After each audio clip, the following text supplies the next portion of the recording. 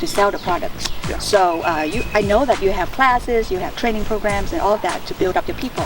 Tell us more the percentage of time a person would have to invest in that so that they can be successful in this business. Well, in my opinion, the more you put into something, the more you're going to get out of it. And the more you treat this like a multi-million-dollar business, the more it'll run and pay like one too. So when somebody gets in, they need to learn this business in the industry. They have to sharpen some skills and interpersonal skills, as well as learning how to go out there and run a business and be an entrepreneur. I have a lot of students and a lot of my audience here at Lan Bercu TV. They do direct sale, or you can call that multi-level marketing, a lot of tangible products, such as Nu Skin, Amway, or Herbalife, a lot of other products too. So would I relate that business model to your business model? Can they apply your success to their Absolutely. success? The model's very similar. Okay. And the product's just, we're dealing with intangibles compared to a tangible product. Yeah, I don't hear that a lot in America. It's very well established, well regulated here. In the meantime, in China and in Vietnam, there are numerous multi-level marketing companies. They are legitimate, and some are bogus, and some firms, they just blur the line in between. And I have people inbox me and ask me a lot. I am not the expert in this field. That's why I want to ask you today.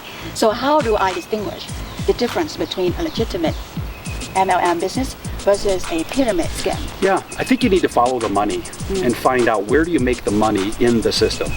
If you make all your money from recruiting, meaning you get paid by onboarding somebody, to me, that's probably heading towards that system that might not be true, might be a scheme, something like that. But if the real product itself generates the revenue that the people earn the majority of their income on, then that might be a more legitimate business. Also partnerships, like what companies are behind it? Are there legitimate partnerships?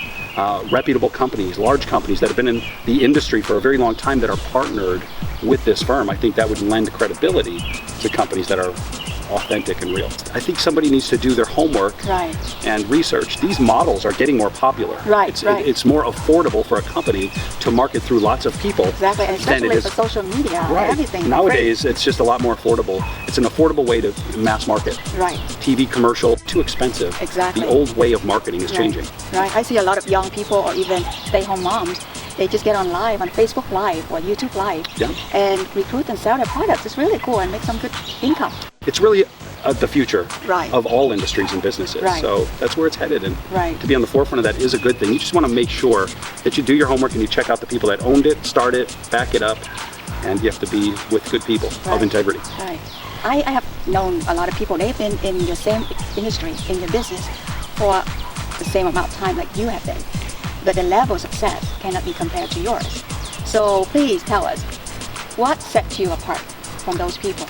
Well, I think no matter what the products are, we are, in this model, we're in the people business. And I think if you really care about people, they feel it, and they'll respond accordingly. I think if you're consistent, people need consistent leadership. So all companies rise and fall on leadership. Absolutely. And so I think working on your leadership skills and abilities and being able to translate that to production or results is very important. So I think I've worked on myself. I'm still a work in progress. I don't think I'm finished by any means. But I do care about people. I've been very consistent. And I've been at it for now 24 years. Wow, that's awesome. Everybody listen, and Jeb just said that too. It's all about leadership. We are in the people's business, how we care, how we train, how we build people up. My husband and I, we love you.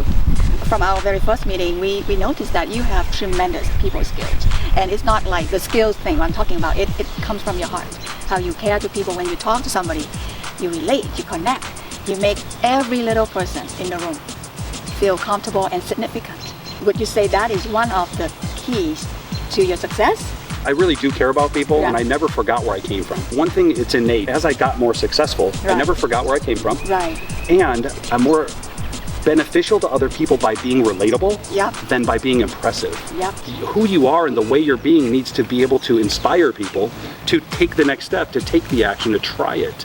So I continually try to be relatable more than I try to be impressive. I love it. That's the gold nugget for me today. Everyone remember, you rather be relatable than to be impressive. I have talked to a lot of your team members. They are inspired by you. They try so hard not just to make money, but just to be with you and learn from you. Tell us more about your story.